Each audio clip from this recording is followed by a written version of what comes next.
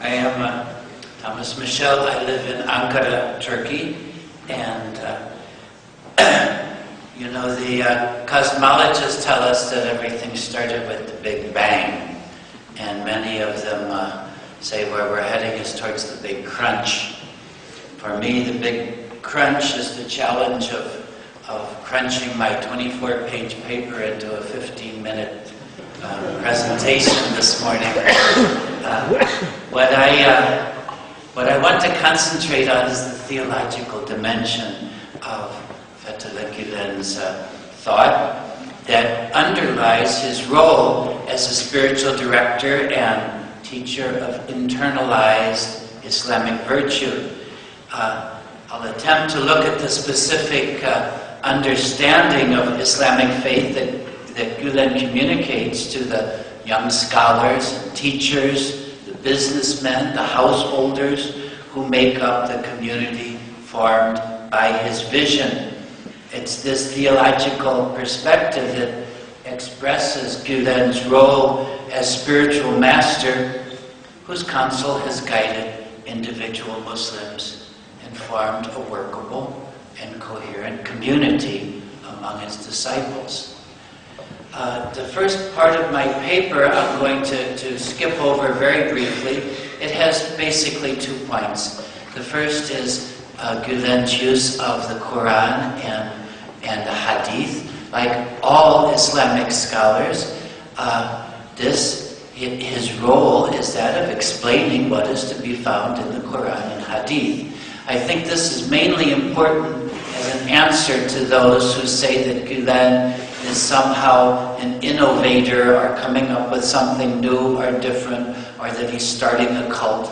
I'm convinced that he does nothing but elaborate what is to be found in the Quran and in the Hadith.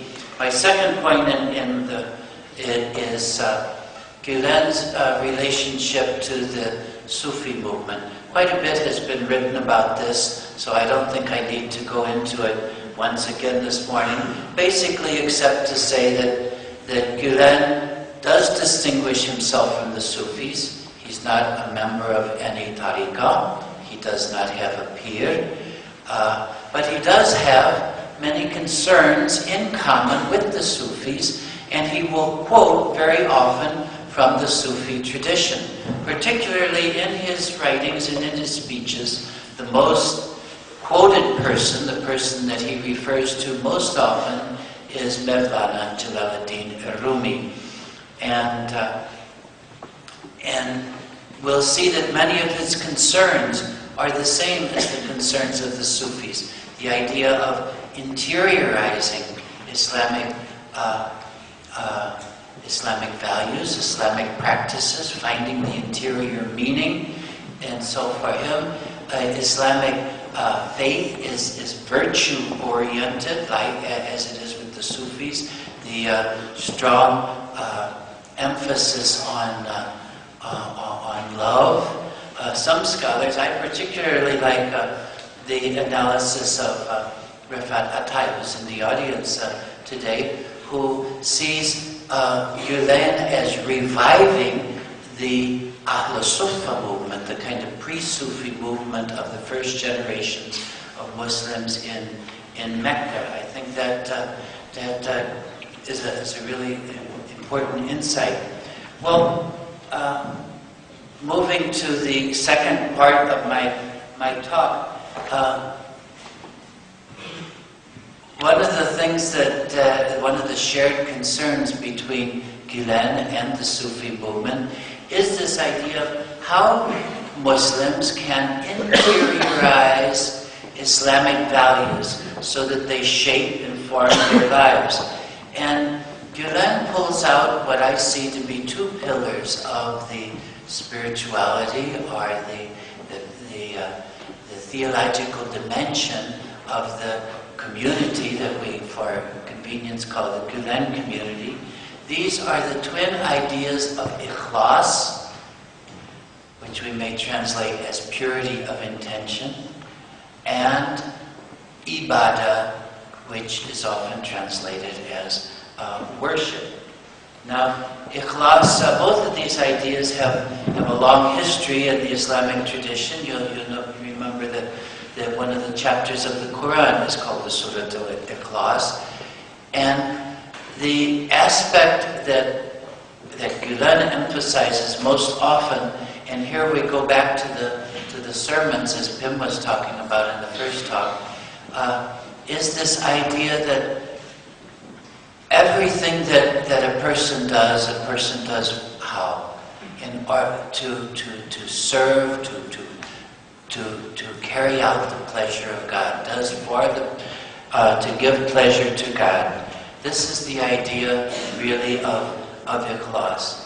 Now, he says it doesn't matter whether you're doing something important or unimportant, whether you're doing something big or small. What's important is that you do this for God's pleasure. You do this in order to serve God. This is the whole point of ikhlas. Now, Gulen says that ikhlas, and he quotes Rumi in this, he quotes Mevlana to the effect that, he says, if good deeds were a body, their soul would be ikhlas. In other words, if the purity of intention, if a pure intention is there, then the dead material, you might say, of the action becomes alive. It has the soul in it. So he says it's sincerity, or purity of intention, that makes deeds live, effective, have everlasting value.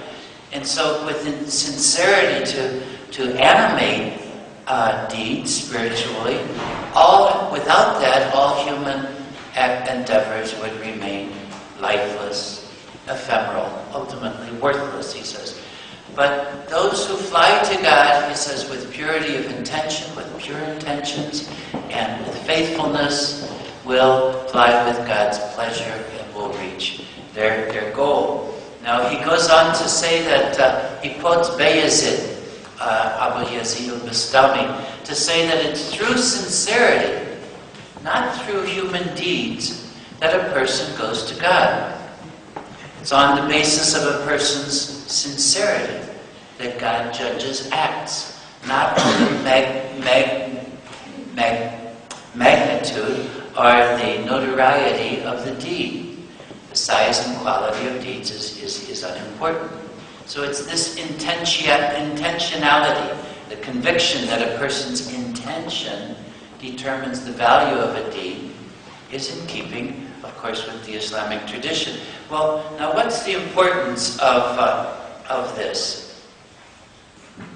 The importance is that, let's take the example of meeting guests at the airport. There's nothing more boring than that, waiting around for the airport to go, meeting people you don't know, taking them somewhere. But he's saying, if you do this with pure intention, with the idea of serving God, it has value, and it has its value.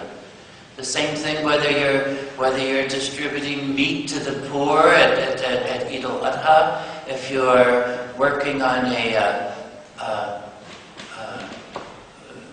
distributing food in a soup kitchen, whatever, this has its value. And I think that this idea of purity of intention, pure intention in what you're doing, really has an effect in forming the cohesiveness of the Gulen community. Why? Because there's nothing that can tear a community apart better than people calling attention to themselves, working for their own recognition, competing with one another, resentful when the other gets some sort of an honor or a higher position or a more prestigious appointment than they. But the idea is that no matter what you're doing, if your intention is to serve God, is to please God, no matter how unimportant it is, it's valuable. I think this is one concept that really has been effective. And I'll just conclude. Since it is sincerity or purity of intention that enables God's service he says, to keep focused on serving God alone, thus making their actions, great or small, acceptable to God. If Gulen has been able to instill a sense of harmony and united service, Hizmet, among his followers, it's largely because of the emphasis he has put on ikhlas. Now, I want to look at the second pillar of the spirituality of this movement, and it's what we call ibadah. Ibadah, for any of you who know Arabic, is usually translated as worship.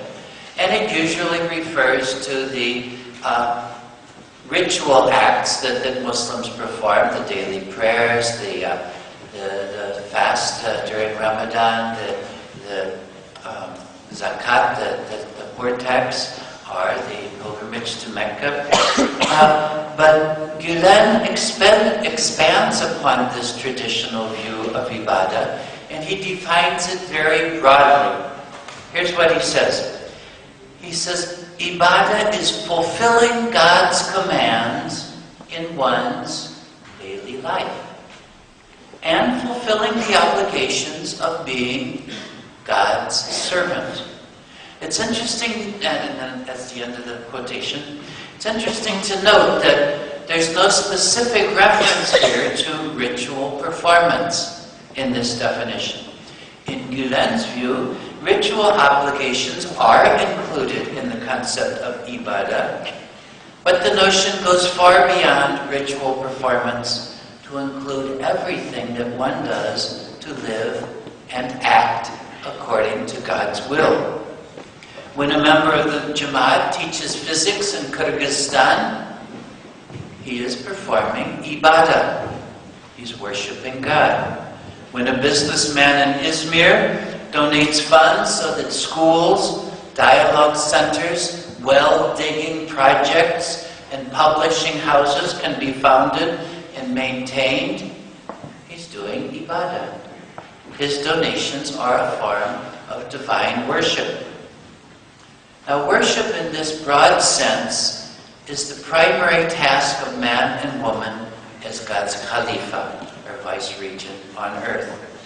Gulen holds, and here I'm going to quote him, he says that humanity's vice-regency for the Creator takes place in an unusually broad sphere that encompasses acts ranging from believing in Him, worshiping Him, to understanding the mysteries within things and the cause of natural phenomena.